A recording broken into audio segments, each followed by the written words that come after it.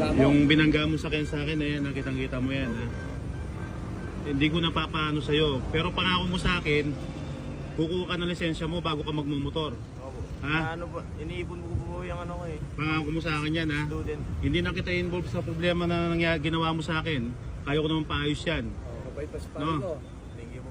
Kung iba lang yan, Buti, pinano ka na ni pare ko. alam mo, Iba lang. Yung info na yan, meron ka pa, Wala babayaran kang ka malaki, lisensya. wala ka pa lisensya. So, dapat nagmumotor ka, meron ka lisensya.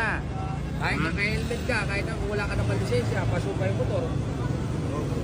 Nakukulong ka, wala sa oras. pwede yun. Kasi yung ano ko eh.